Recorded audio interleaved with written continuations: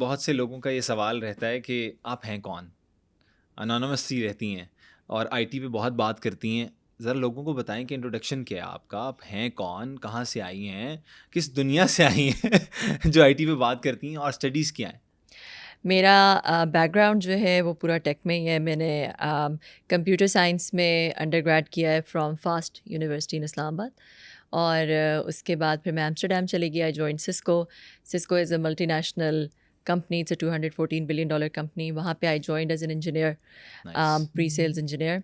اور پھر کافی دیر میں انجینئر رہی کافی عرصہ.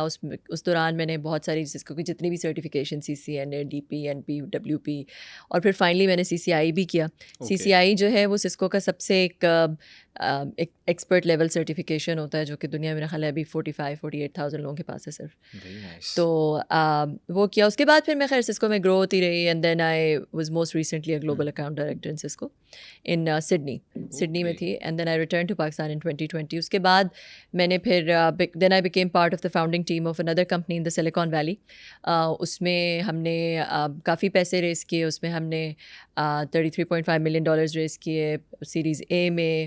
اب اس کمپنی کی ویلیو, نئی کمپنی جو میں نے آپ کو بتایا نا, I was part of the founding team of اندر company in the Silicon valley, which is a network as a service company. تو وہ جو ہے وہ اس میں آئی لکڈ آفٹر, شروع میں I looked after strategy, business model, پھر اس کے بعد I looked after global marketing. اور کچھ عرصہ پہلے کیونکہ میں پاکستان آ گئی تھی تو بہت مشکل تھا وہ یو ایس میں مینیج کرنا. تو مگر the reason I came to Pakistan, I left all that and in 2019 You resigned from like Cisco or I left Cisco in 20. جب میں پاکستان آئی تو میں نے ابھی ریزائن نہیں کیا تھا, 3 مہینے کی چھٹی لے کر آئی. بٹ آئی نیو کہ میں پاکستان مجھے جانا ہے, because I had to start this new thing which was کہتے ہیں نا مڈ لائف کرائسس آتا ہے. وہ میرا خیال ہے مڈ لائف کرائسس مجھے تھوڑا جلدی آ گیا. اینڈ آئی تھاٹ کہ بھائی is this it, like I need to do something more than this. تو یہ جو اب کچھ اپنے کی بات نہیں تھی, it was more like what's my legacy going to be, what am I going to leave in the world.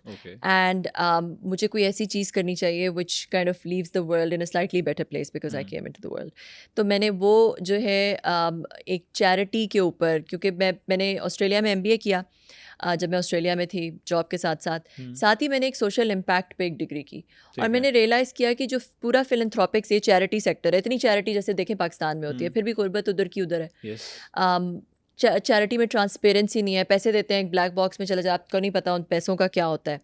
پھر یہ کہ بہت ساری چیزیں مس یوز ہوتی ہیں, ایکویٹیبلٹی نہیں ہے, ٹرانسپیرنسی نہیں ہے, ایک سسٹمیٹک اپروچ نہیں ہے پاورٹی کو ختم کرنے کے لیے, غربت کو ختم کرنے کے لیے. نسل در نسل غربت چلتی رہتی ہے. اور یہ تو جب سے میں بھی شاید جوان ہوا ہوں, بچپن سے لے کے اب تک, اور میں دیکھتا آ رہا ہوں کہ NGOs بنتی ہیں, اب تو بننا ہی بند ہو گئی ہیں. آئی تھنک سو NGOs کو شاید وہ نہیں مل رہا, لائسنس نہیں مل رہا. مشکل سے بنتی ہے, ایسا نہیں ہے, ابھی بھی بن رہی ہیں, مگر اب بہت زیادہ چیکس اینڈ بیلنسز ہو گئے ہیں. پہلے اتنے زیادہ چیکس اینڈ بیلنسز نہیں تھے.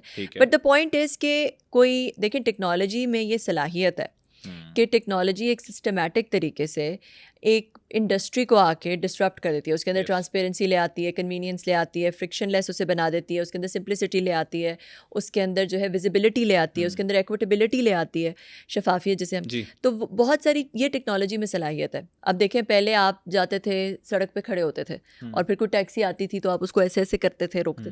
تو ایک کمپنی آئی, اور ٹیکنالوجی کی کمپنی تھی نا وہ, اس نے اس پورے سیکٹر کو ٹرانسفارم کر کے رکھ دیا. ٹھیک ہے, اب وہ کمپنی جو ہے وہ دنیا کی سب سے بڑی ٹیکسی کمپنی بن گئی ہے, حالانکہ انہوں نے ایک بھی ٹیکسی نہیں وہ اون کرتے. اسی طرح ایک اور کمپنی آئی, وہ دنیا کی سب سے بڑی ہاسپٹیلٹی کمپنی بن گئی, حالانکہ وہ ٹیک کمپنی اور ایک بھی ہوٹل نہیں اون کرتی. اسی طرح ایک اور کمپنی آئی, وہ دنیا کی سب سے بڑی اسٹریمنگ کمپنی بن گئی. ٹھیک ہے, حالانکہ ان کے پاس کوئی شاپ نہیں ہے جہاں پہ وہ ان کی یا ان کے پاس اپنے اسٹوڈیوز نہیں ہیں. تو اس طرح جو ہے وہ یہ ٹیکنالوجی میں طاقت ہے. ٹیکنالوجی یہ اس طرح کی ایک ڈسرپشن لے کر آ سکتی ہے. تو میں نے سوچا کہ یہ جو چیریٹی والا سیکٹر ہے, جو سوشل فلنتھروپک سیکٹر ہے, اس کے اندر تو سب سے زیادہ اس طرح کی ڈسرپشن کی ضرورت ہے. تو گیپ ملا آپ کو پاکستان میں؟ پاکستان میں تو بہت زیادہ گیپس ہیں, بہت زیادہ گیپس ہیں. دیکھیں پاکستان میں لوگوں کو ٹرسٹ ہی نہیں ہے کہ جو وہ پیسے دیتے ہیں ان کا پیسوں کا کیا ہوتا ہے. پھر پاکستان میں ایکویٹیبلٹی نہیں ہے, جو لوگ مانگنے والے ہیں 10 لوگوں سے مانگتے ہیں, جو بیچارہ سفید پوش ہے اسے کچھ نہیں ملتا. ٹرانسپیرنسی نہیں ہے, شفافیت نہیں ہے, ٹریسیبلٹی نہیں ہے, بہت سارے اسکیمز ہوتے ہیں.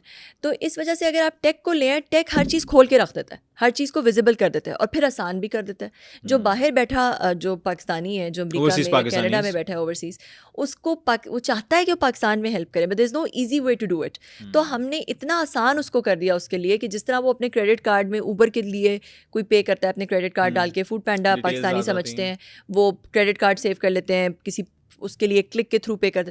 اسی طرح ہم نے اس ایپ کو جو لانچ کیا کہ آپ کسی بھی پاکستانی این جی او کو یا کسی کو اگر آپ نے راشن دینا ہے، اس کا شناختی کارڈ ڈال کے آپ اس کو ایک کلک کے تھرو وہ راشن دے سکتے ہیں.